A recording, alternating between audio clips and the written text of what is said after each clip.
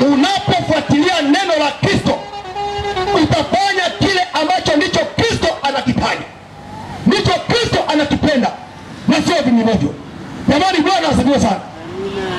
Narudia tena katika swala hili la ndoa, maana ndipo mahali ambapo machafuko yote yanatokea. Hakuna kiwanda kingine ambapo wanadamu wanatokea, ni ndani ya ndoa, ndani ya familia.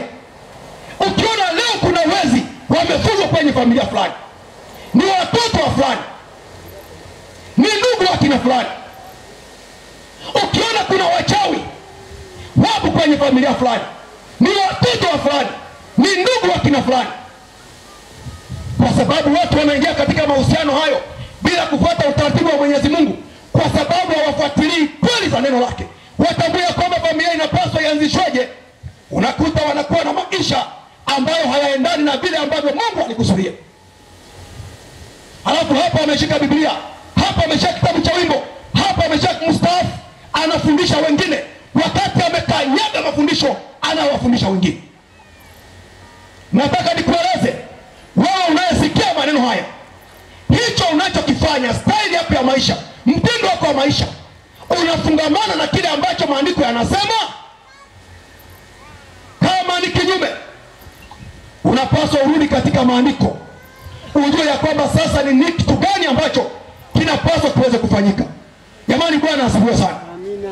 Nachozungumza hapa ni kuhusiana na kitabu hiki Biblia, na kile ambacho kinafundishwa humo, ambacho kila ambaye atakishikilia, kila atakayekifuatilia, itamsaidia katika maisha yake ya kila siku. Jamani, Bwana asifiwe sana. Amina. Biblia inazungumza habari ya mwenendo wa maadili ya wanadamu. Humo utaona amri za Mwenyezi Mungu ambazo zikifuatwa, kila jambo katika maisha ya mwanadamu litakwenda vizuri. Ipo ndani ya Biblia, na humo utakuta tu amri za Mwenyezi Mungu ni 10. Na wanadamu wametunga sheria nyingi kweli, lakini zimeshindikana kuwafikisha pale wanapotarajia. Wanadamu wametunga sheria zaidi ya 1033. Yaani ukijumlisha sheria za Tanzania na sheria za nchi fulani nyingine unazozifahamu, ni zaidi, ni maelfu, ni malaki. Lakini pamoja na hayo, leo mabomu ndio yanayoamua maadili ya watu, silaha za kivita, kwa sababu sheria hizo zimeshindwa kurekebisha maadili ya mwanadamu. Mungu alitoa matamko 10 tu, amri 10 tu, lakini wanadamu wanaona ni nyingi, wanaona hawawezi kuzitunza, na matokeo yake tunapatwa na madhara yasiyo ya kawaida katika maisha yetu. Biblia ni kitabu ambacho kinatueleza habari ya wokovu, na unaposoma ndani yake utaona ya kwamba hakuna mwingine yeyote ambaye anaweza kumkomboa mtu. Katika kitabu cha Zaburi sura ya 49 na fungu la 7 anasema hakuna mtu awezaye kumkomboa ndugu yake, wala kumpa Mungu fidia kwa ajili yake.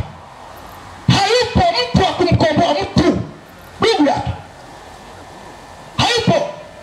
Babu yako hawezi, mimi mchungaji wako siwezi, kiongozi wako wa dini hawezi, mjomba hawezi.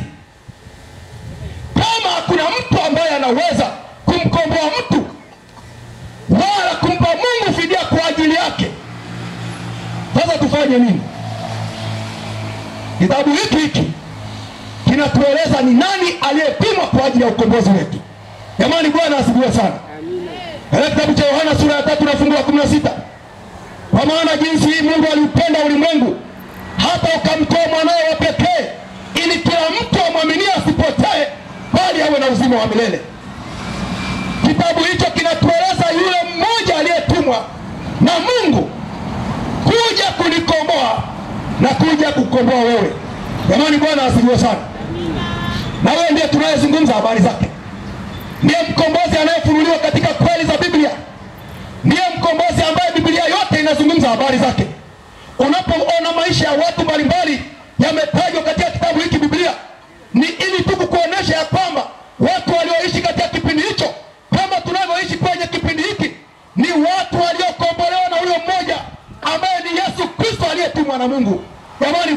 asifiwe sana. Neno la Mungu, neno la Mungu, Biblia ni taa. Jamani, Bwana asifiwe.